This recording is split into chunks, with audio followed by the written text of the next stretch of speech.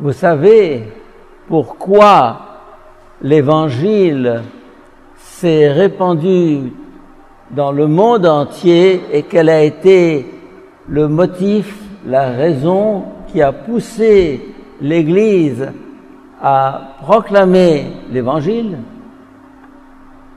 Vous allez me dire, le commandement de Jésus de proclamer l'Évangile dans le monde entier.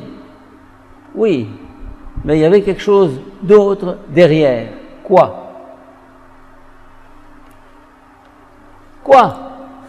C'est qu'on pensait que tous ceux qui n'étaient pas chrétiens allaient au diable, plutôt en enfer. Et donc, fallait courir, partir, traverser les continents et baptiser.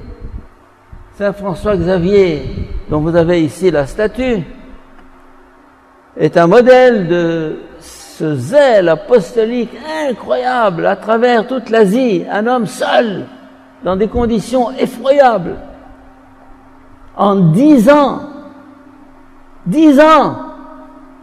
a parcouru l'Asie tout entière jusqu'au Japon, jusqu'aux portes de la Chine. C'est une épopée incroyable. Il était brûlé par ce zèle de proclamer la bonne nouvelle. Et derrière ça, il y avait non seulement le désir de communiquer Jésus, de révéler Jésus, mais il y avait aussi le désir de sauver ces hommes du feu de l'enfer. Avec le Concile Vatican II, il y a eu un tournant qui a été pris. On sait que sans le baptême d'eau, sans l'adhésion à l'Église, tout homme fidèle à sa conscience, tout homme qui vit l'Évangile sans même le connaître, est sauvé. Et à partir de ce moment, l'évangélisation a fait une chute libre. Paf! Les chrétiens, les prêtres ne sont plus poussés à évangéliser puisqu'ils savent que chacun sera sauvé dans sa tradition, dans sa religion, par sa conscience, par sa fidélité à lui-même. Alors, parler d'évangélisation aujourd'hui semble anachronique, bizarre. Pourquoi évangéliser? La question se pose de façon nouvelle, effectivement. Pourquoi évangéliser s'il y a d'autres chemins que l'Église, la connaissance de l'Évangile? Évidemment, cette question vous habite, et elle m'a habité pendant longtemps. Et je me suis demandé, et pourquoi évangéliser?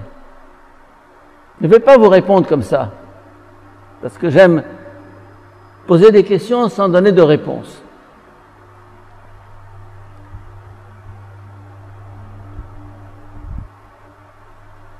Il y a en Égypte 167 écoles catholiques.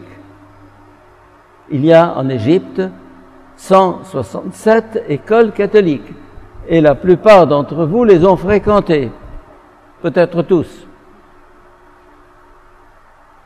Et les musulmans sont les premiers à se précipiter pour inscrire leur enfant dans une école catholique.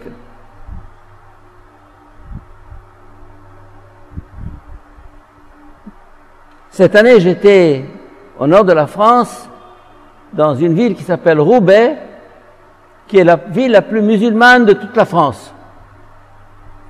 75% de musulmans, paraît-il. Et il y a un réseau de 16 écoles catholiques à Roubaix. Pratiquement 100% des élèves sont musulmans. J'ai causé avec le secrétaire des écoles catholiques, il m'a dit pratiquement, j'ai dit 100% de musulmans dans mes écoles. Pourquoi? Pourquoi? Parce que je pense qu'il y a un rapport, une relation entre évangélisation et humanisation. L'Évangile a fait bondir l'homme de là où il était vers ce qu'il doit être. Pensez aux jeux de cirque du temps des Romains. Des gens comme vous et moi étaient jetés tout nus dans le cirque devant des fauves, tigres, lions, panthères, qui les écrabouillaient. Et les gens étaient heureux de constater, de contempler ce spectacle. Les jeux de cirque, ce qu'on appelle les jeux de cirque. Et les chrétiens, Dieu sait s'il y en a eu qui ont été jetés dans l'arène à ce moment-là. L'esclavage était une chose normale. Comme c'est le cas actuellement en Irak, avec Daesh, ISIS. On vend des hommes, on vend des femmes, on vend des enfants. La femme se vendait il y a 3 mois à $150. Il paraît que les plus belles se vendent maintenant à $10,000. Vendre une femme, vendre un enfant, vendre un être humain. Si l'esclavage a été aboli, c'est grâce à qui? C'est grâce à l'Évangile. C'est grâce à l'évangélisation. S'il y a une charte universelle des droits de l'homme aujourd'hui, c'est grâce à quoi? C'est grâce à cette graine de l'Évangile qui a pénétré les sociétés occidentales et qui ont suscité cette prise de conscience des droits de l'homme. Il n'y a pas en haut l'Évangile, non, mais il est dedans, il n'est pas en haut.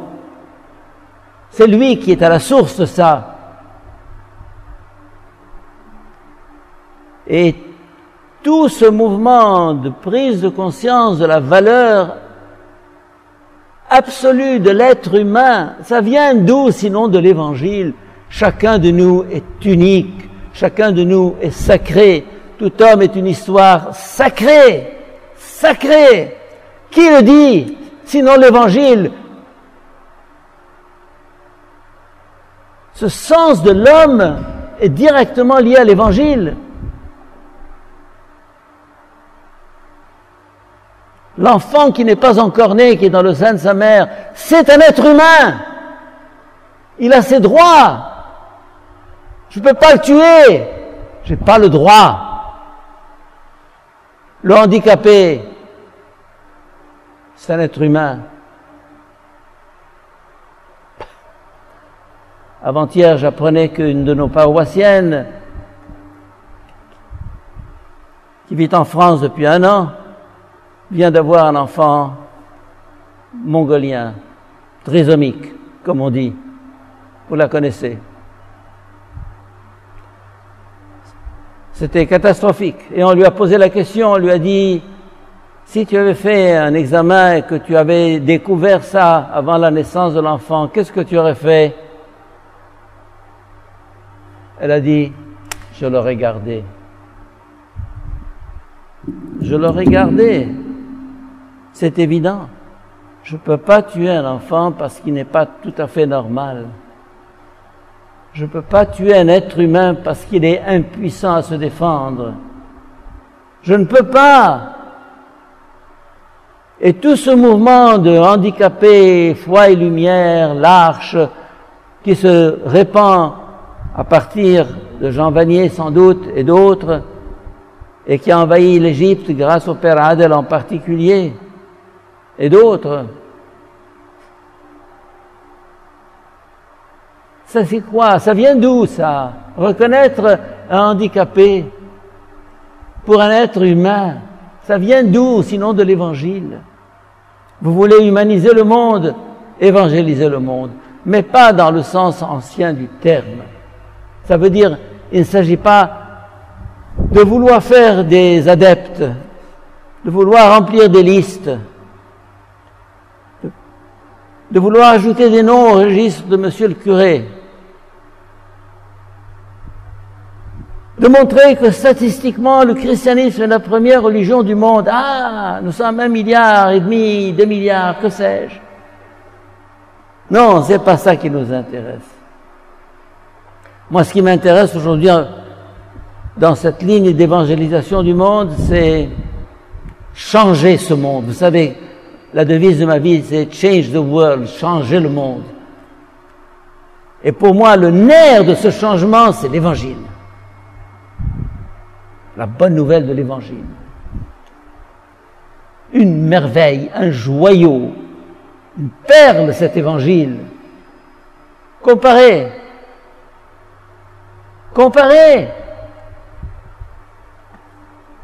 Le monde aujourd'hui a besoin de redécouvrir l'Évangile et l'Église aujourd'hui a besoin de redécouvrir l'Évangile, car, vous allez me dire, elle n'a pas découvert. Oui et non. Elle le prêche. Est-ce qu'elle le vit? Est-ce qu'elle le comprend? Vous savez qui prêche l'Évangile aujourd'hui dans le monde? Bien sûr, il y a des chrétiens, il y a des prêtres, il y a des missionnaires. Vous savez qui prêche l'Évangile? Qui proclame Jésus-Christ? Les musulmans convertis. Hier encore, je recevrai un email de France. Les musulmans convertis n'ont pas leur place dans l'Église aujourd'hui, ni en France, ni en Égypte. On a peur. Et c'est eux qui proclament Jésus. J'ai des listes, j'ai des vidéos en quantité dans mon ordinateur là-dessus.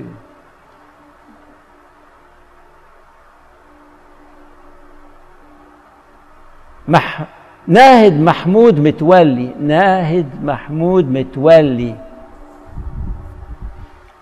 qui était directrice d'école à Zaïtoun au Caire et qui persécutait de façon horrible sa secrétaire chrétienne qui lui répondait par un gentil sourire. Elle devenait folle. Mais d'où lui vient ce sourire? D'où lui vient cet amour?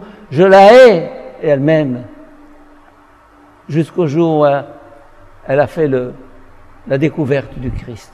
Et son livre en français, qui est traduit en français, Ma rencontre avec le Christ, est un témoignage bouleversant. Et elle continue aujourd'hui partout. J'ai eu l'occasion de traduire sa conférence près de Lyon, il y a quelques années.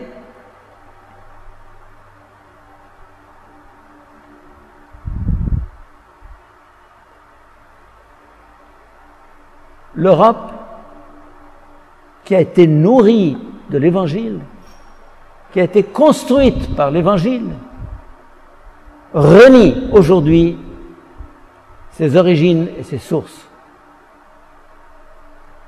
On n'a pas voulu mettre dans la Constitution européenne que une des sources principales de la civilisation européenne, c'est le judéo-christianisme. On ne l'a pas mis. Honte! Honte à l'Europe! On a peur d'être chrétien, on a peur de se déclarer chrétien.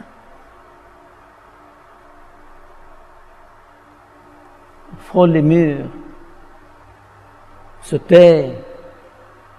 Où est l'évangélisation aujourd'hui? En fait, ceux qui évangélisent, ce sont les peuples d'Asie et d'Afrique. Allez dans les paroisses européennes et américaines. Vous ne verrez plus, ou de moins en moins, de prêtres français ou européens. Ce sont des gens qui viennent d'Afrique noire, d'Asie, de Corée, de Chine. Ils croient encore à l'Évangile. Les chrétiens de souche ont cessé de croire à l'Évangile. On s'est trouvé toutes sortes de gourous venant de l'Inde ou de la Californie. L'Évangile a été remplacé par des philosophies asiatiques et autres. On parle de tout excepté de l'Évangile. Et que de sermons on entend. Le prêtre, surtout ne pas parler de Jésus dans son homélie. Il parlera de la lutte contre la pauvreté, il parlera des droits sociaux, il parlera des droits de l'homme, il parlera de tout, mais surtout, enfin, je ne veux pas généraliser, mais il y a un peu ça, cette honte de parler de Jésus aujourd'hui. cette honte d'être chrétien, de se manifester tel qu'on est. Qu'aurait été l'Égypte sans ces 167 écoles catholiques?